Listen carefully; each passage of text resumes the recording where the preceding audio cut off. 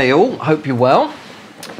So this video is just about those film emulation style presets for Lightroom that I've just put on my website. Basically, yeah, they're called fake film presets, and they are made to emulate film.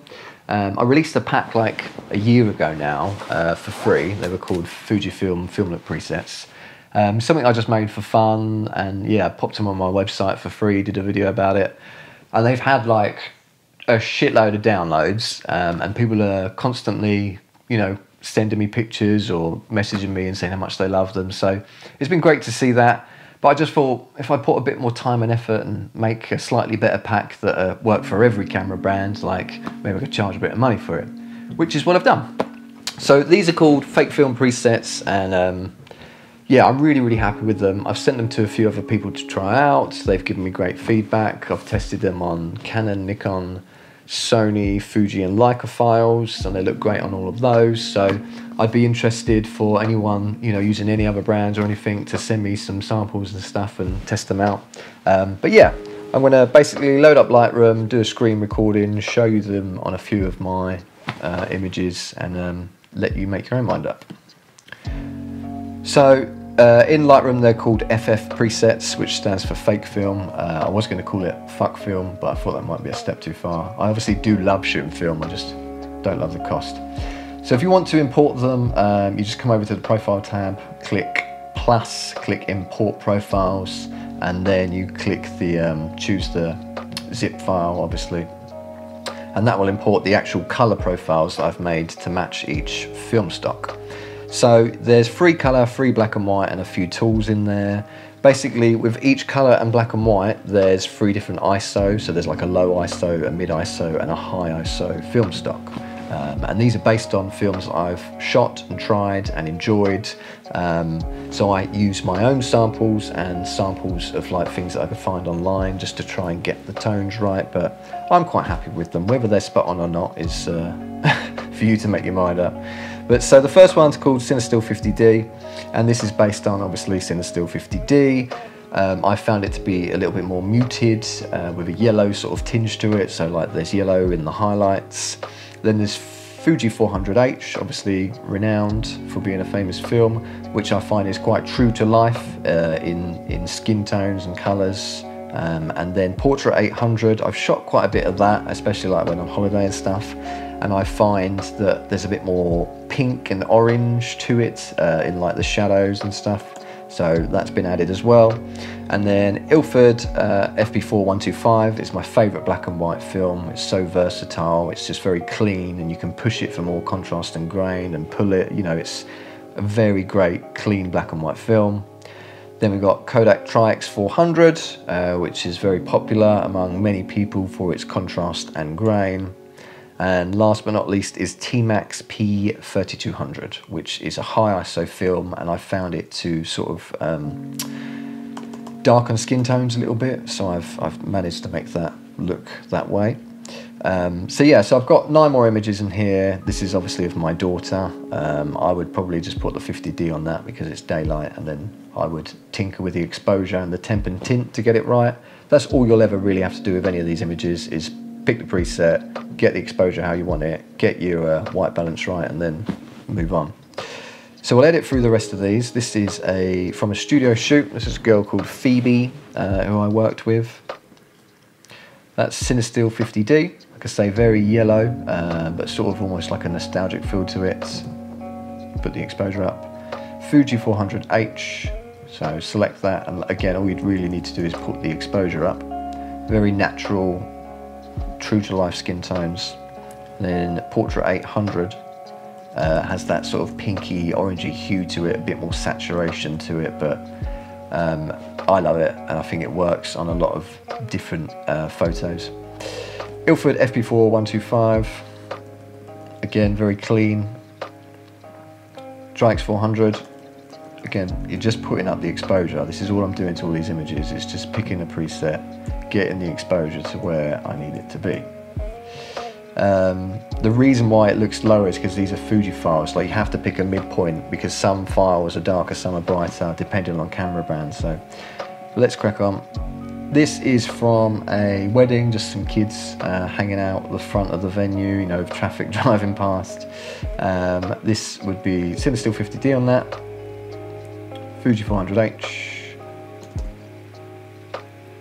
Portra 800, which is what I might use on this one just because of the actual lighting at that time. So I'm almost like matching the ISO to what I would have shot the ISO at the time. Ilford Tri-X and T-Max, or even that T-Max. Sorry, my computer's so slow.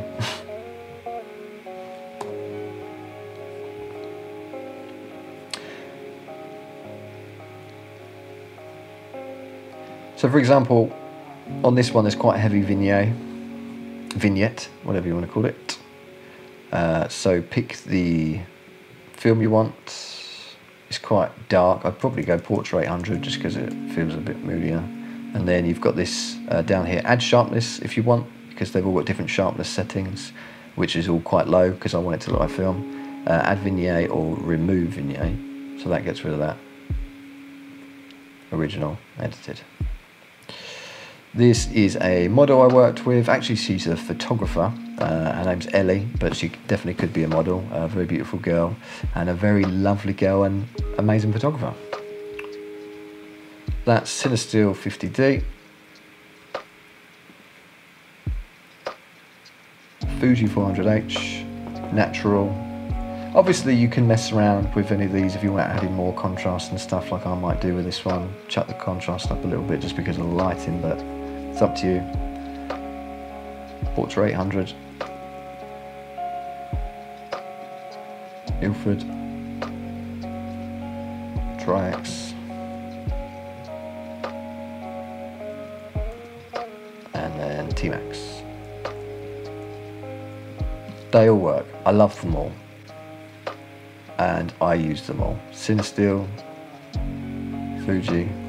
Oh, well, Fuji works. That looks good. Do you know what I mean? That looks like it was shot on film to me. I'm sorry.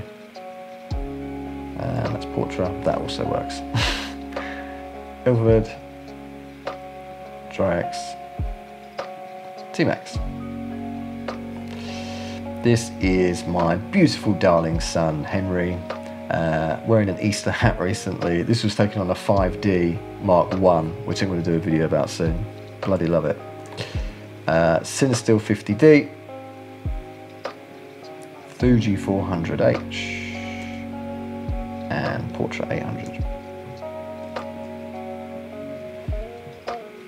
Ilford, clean. Oh, love it. Tri-X, also love it. And T-Max, heavy grain. But do you see what's happening? So with each, if it's a low ISO, there's a low amount of grain. If it's a high ISO, there's a high amount of grain. So it increases, the grain increases as you're going up in ISO with these presets. And I have obviously put a remove grain feature for those of you that don't want grain, but I mean, if you're a film shooter that doesn't like grain, you don't know what you're doing. That's Cinestill 50D. That's Fuji 400H. And Portra 800. That's why my Mac's so slow, by the way. Buy my presets so I can get a new one. That's Ilford FP4 125. Tri-X 400. And the T-Max. Oh, that T-Max, look at that. Original with the T-Max. This is just a picture of a bride's arm, taken by my lovely wife, actually, I believe. But I'm just doing this to show you how the skin tones change with the colours. So 50D, bit desaturated, more yellow in it. Fuji, more true to life, as natural as you can get it. And in Portra, there's more pink, more orange, bit more saturation. And then obviously the black and whites. No, go on, I will share. Ilford, Tri-X. T-Max. And then, yeah, lastly, another picture of my darling daughter, just because I like this shot. 50D. And I think it shows you what's happening in the shadows quite well, this one, just because there's quite a few shadows. So a lot more yellow to it and a bit desaturated. Fuji 400H, more normal, you know, as normal, true to life as you can get. And then the Portra is adding pinks and yellows. But that's them. Yeah, I won't keep boring you, showing you. I could show you a million photos. 3 colour, 3 black and white, each with a different variant ISO, a couple of tools in there. Yeah, I like them. I think you might like them. At the moment, they're only $14.99 on my website as like an introductory price. And then I think at the end of April, I'll probably increase it a little bit. But yeah, please buy them, download them. Let me know what you think. If you've got any questions, add a comment, send me a message. And yeah, I'll see you in the next video.